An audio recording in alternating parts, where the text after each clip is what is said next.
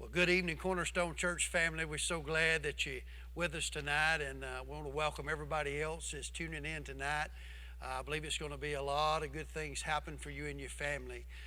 Tonight, what we're doing is we have a group of teachers here that's going to talk to you and help you with schooling your kids at home.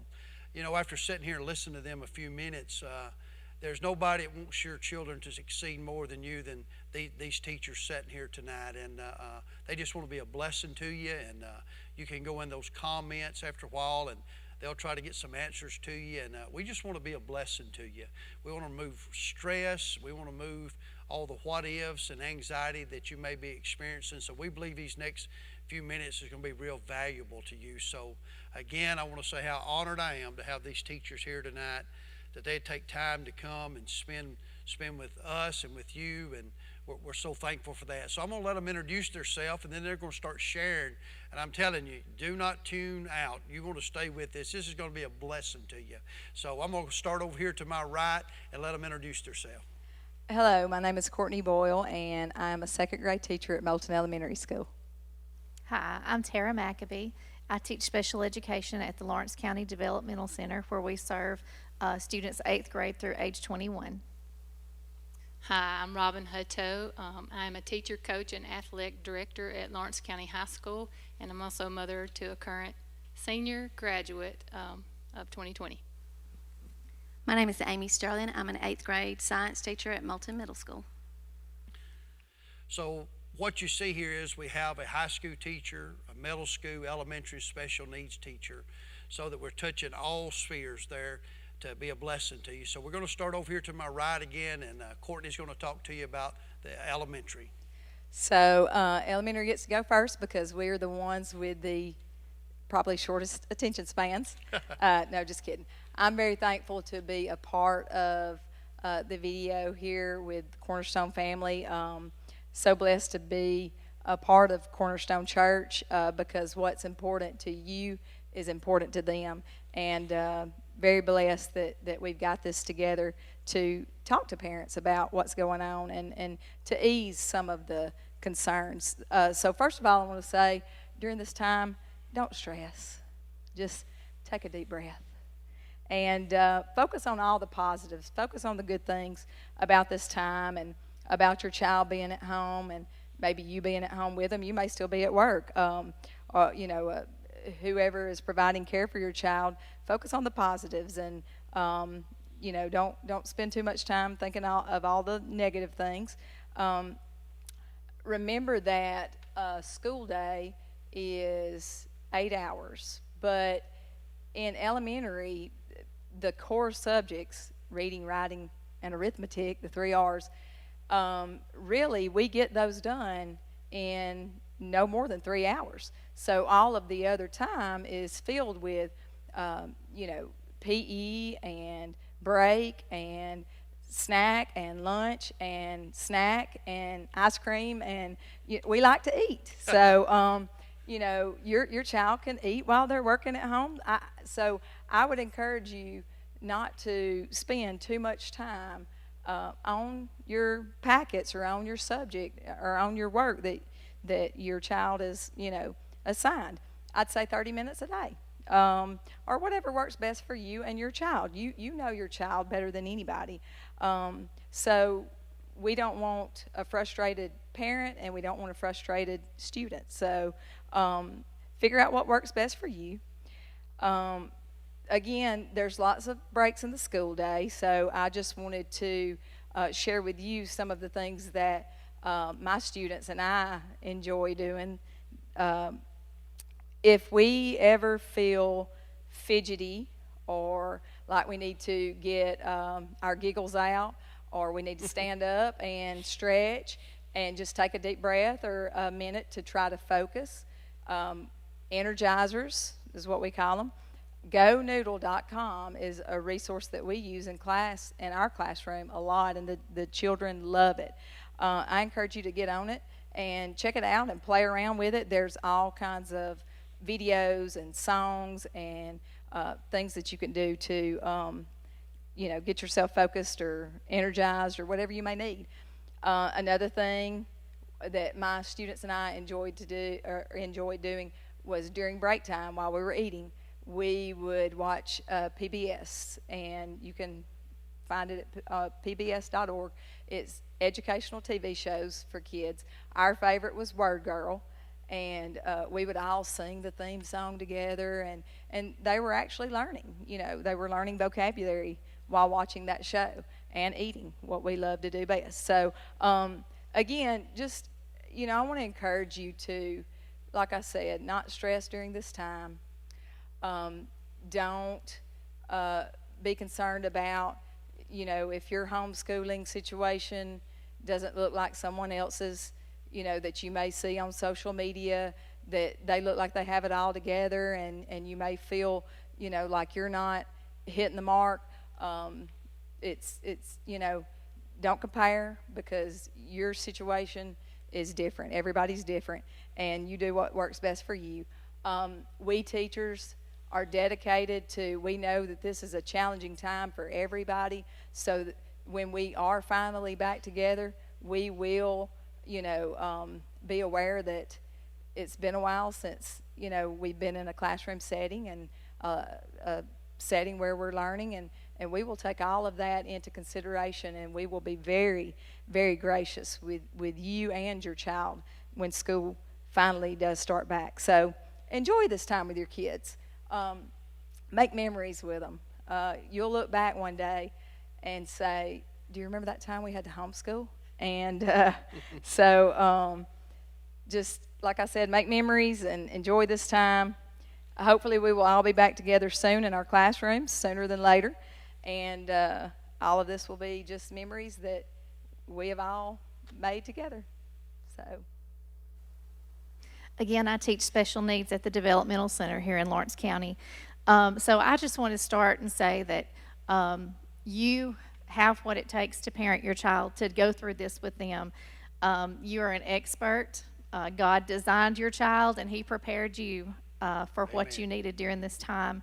Our teachers will continue to call you each week and check on you, and I encourage you to use us as a resource if you need assistance with the packets that were sent home. If maybe another child in the home needs help with something, let us know. If you're seeing a behavior that you haven't seen before, this is new territory for your child too. So let us know. There may be something that we can help with. I've seen some amazing things on Facebook and other social media, some things that parents are doing. And like Courtney said, not to compare yourself to other people. And through a teacher's eyes, I have seen parents taking time to do a field trip in their yard, looking at a grasshopper, taking pictures of their child that found a grasshopper. I've seen parents take a regular ice cream after dinner and turn it into an ice cream bar as a reward for working on your packet.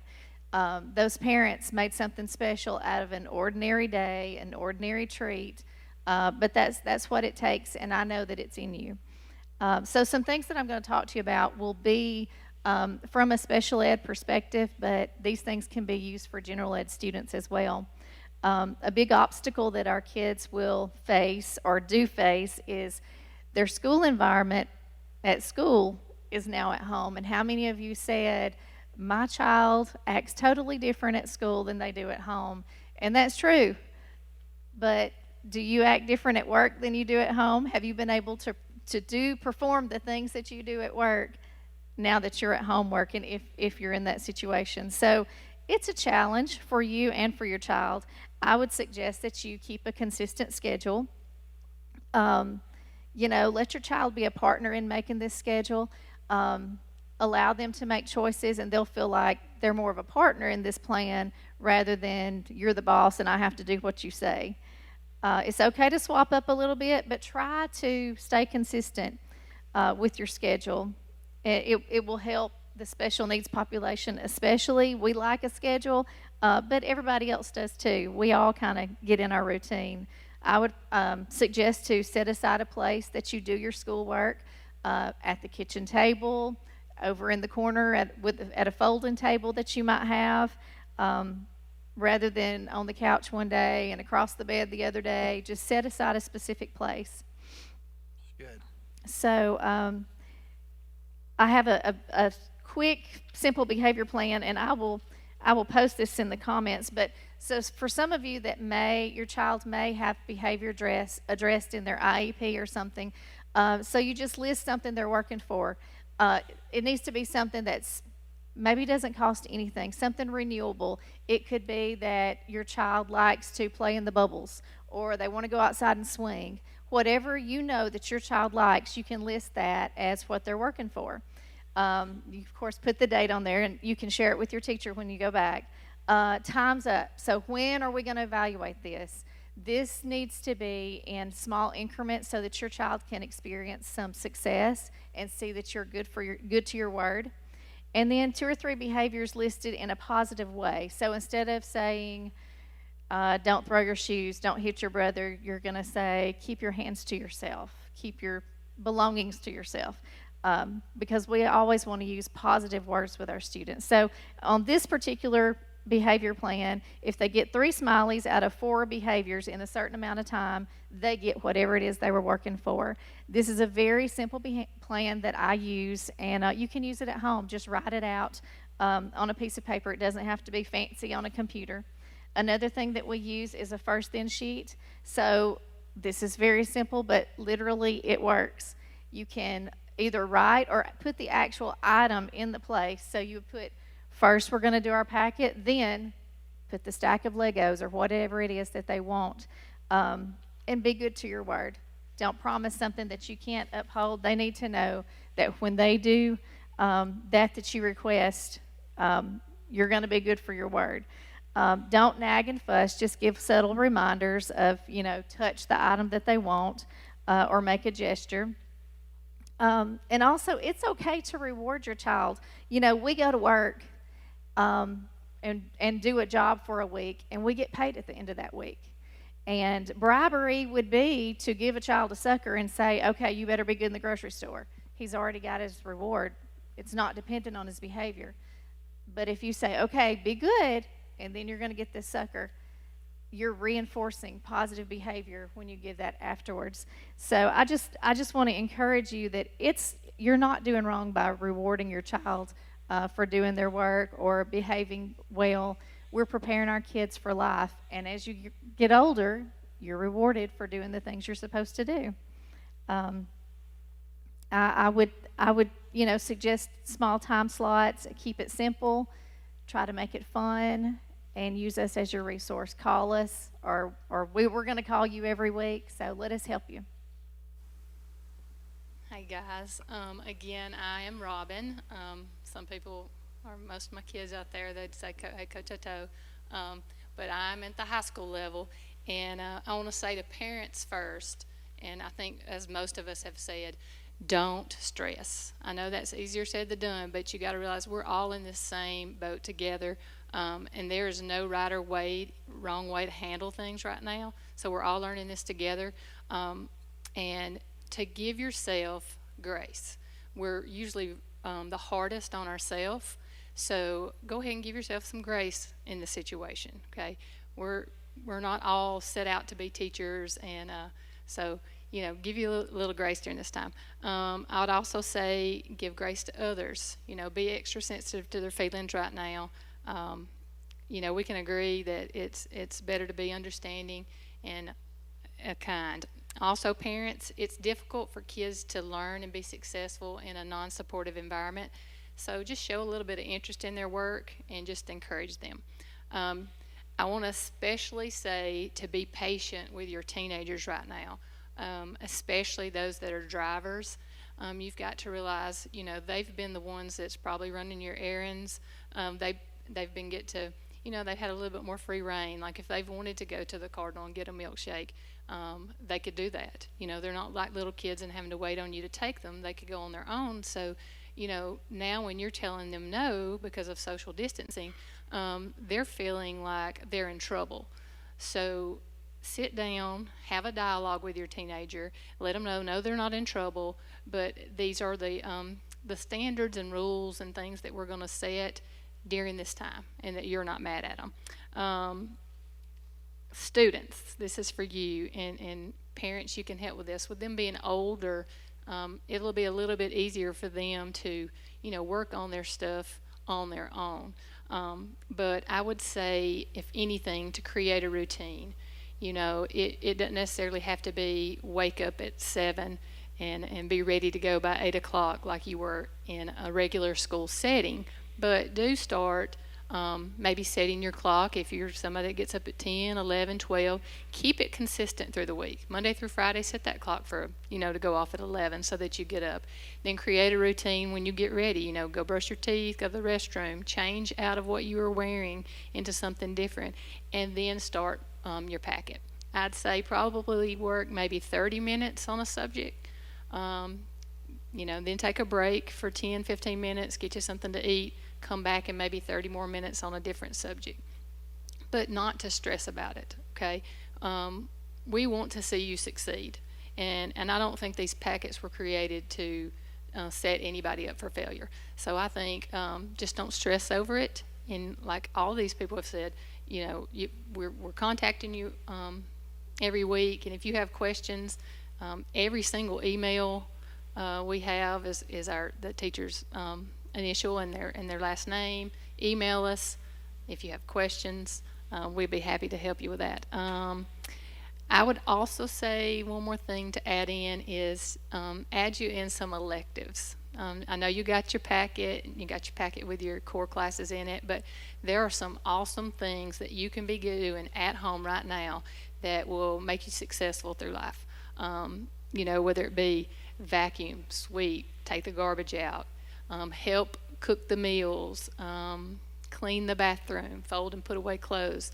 No, it does not sound exciting, but I can guarantee if you do that now, it's going to make your adult life a lot easier, and it'll take some pressure off your parents. One more thing, and we experienced this last week in my own household. Like I said, I have a senior myself, and then I have a sophomore, and she received a letter in the mail, and she was super excited about it. It was just an encouraging, uplifting letter.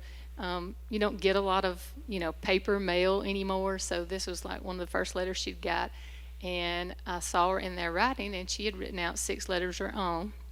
We addressed them, and we delivered them. We carried them around to mailboxes ourselves just to get us out of the house and on a little field trip, and then a couple we mailed. So I encourage you, write some letters, some maybe cards, note cards, whatever you have there at home, and send those to some friends. But stay well. I'm middle school. I'm going to restate just what they've said. Don't stress. We're here for you. Your teachers are your greatest resource. We want to see you succeed. We love hearing how your students are doing, and if you need help, please don't hesitate to contact us. I'm going to give you a list of other resources that you can use if your child's having a hard time with math, or if they're having a hard time with science or something. Khan Academy is a wonderful resource. It covers just about every subject. Ask Dr. Math is another one. For practice, if you just want your child to practice some skills at home, Khan Academy, Freckle, IXL, those are excellent sites. When you're making your child's schedule, be flexible. Keep your child's attention span in mind. Nobody can sit there. I have a hard time sitting there for an hour or two doing something. So a middle school student, they're going to have a hard time doing that. 30 minutes is plenty of time to work on the packets. Divide it out over the next 2 weeks. That way they do a little bit of something almost every school day. And if your child's not a morning person, don't wake them up at 7:30 and have them do their work. Add breaks in there and snacks. Kitchen time, you can learn a lot of math in the kitchen and a lot of science in the kitchen. And I had wrote down, I talked to my kids a lot when we were doing physical and chemical changes, that cooking is a chemical change, and there's mixtures that you can go over in the kitchen. And if you get on Pinterest, you can type in kitchen science or kitchen math, and there's a lot of things that you can do with your child in the kitchen. You can take a scavenger hunt. That's a good way of math skills, science skills. And also, I said myself, our lives are so fast-paced, and we're going constantly, and we don't take time for the things we need to take time for. And we're slowing down right now and consider this. I know there's a lot going on in the world, and it's not a blessing, but you know, you can take the time and look at the blessings in this. And it's a good time that if you don't do a Bible study with your child, you can do a Bible study with your child. And it's a good time to encourage your child to ask the tough questions, and you can research those answers together. If your child doesn't read a lot, you could do a book series with them. There's a lot of things that you can do to make sure your child stays on track with their education. But I guess the most important thing I want you to know is when school starts back in the fall, we're all going to work hard to make sure your child's caught up and that they're not going to get behind. Well, before we let you go, I know sometimes when I get through preaching and I get on my way home, I say, well, I wish I'd have said this or I wish I'd have said that. So I'm going to give y'all opportunity. Could you just point at me if you need to? Is it anything you need to add to this? All right, Courtney wants to add something, because I know sometimes I think I forgot about something I said. I'm glad you did that, because as these wonderful ladies were sharing, it just reminded me of a few things too that I did want to add. Ms. Sterling talked about a Bible study. That is excellent, and you might want to also, before you start your daily routine or before your kids start their packet, and they may all do the packet at a different time, but this could be something that you could do as a family. We always start, and if you want to keep your day as close to school as a school setting as possible, we always start the day with announcements. So you and your family could jot down a few things at the end of the day that you might want to include in the morning announcements and make it fun. Star shout out today to this particular student for doing this. Because the kids love announcements and they love to hear their names on announcements. And we have a moment of silence in the morning, but hey, you can pray in the morning before it gets started, or in the afternoon before you get started, or at night before you get started, whenever your schedule or routine is. Use that time to pray with your kids. I know my kids, they ask to pray. They ask, I think they, really thrive off of that. So, pray with them before they get started on their packets, have morning announcements, give Star shout outs. And another thing about the packets too, as the teachers were speaking, I'm pretty sure that most of the information in the packets, most of the subjects, it's all review. So it shouldn't be anything too hard for you or your student that, maybe they haven't seen or heard of before.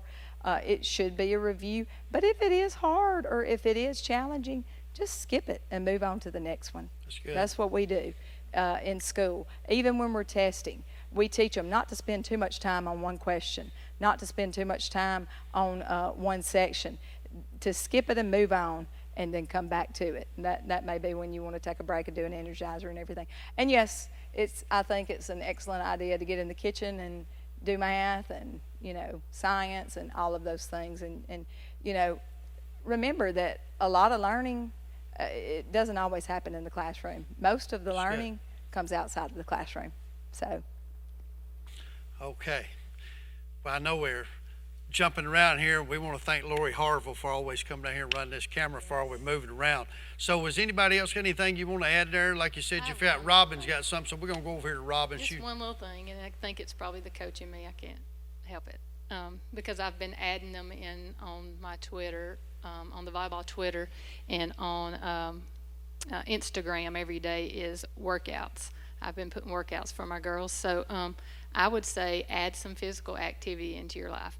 I'm not a super big exerciser, but I'm talking about simply, maybe walk your driveway, walk to the mailbox, walk around your house. Just get outside. The weather's getting better and better and the sun's shining more and more. So get out and enjoy some physical activity. Okay, so that's all good stuff. Anybody got anything else? Anything? Got it?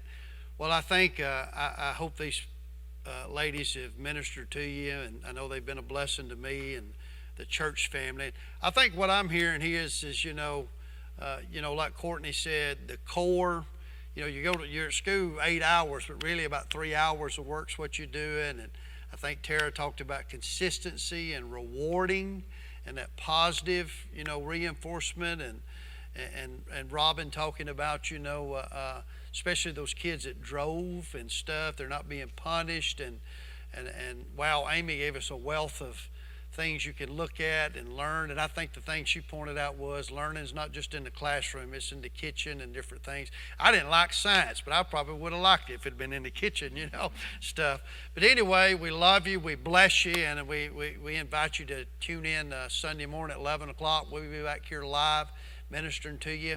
Start a watch party. We love you, we bless you, and we believe your children's success and their school year successful. And remember what they said, don't get stressed out about those packets, and when they get back to school, they'll catch them up if they're not caught up. You just move on to the next thing. You just keep them learning. We love you, we bless you. We'll see you some other time. Bye-bye.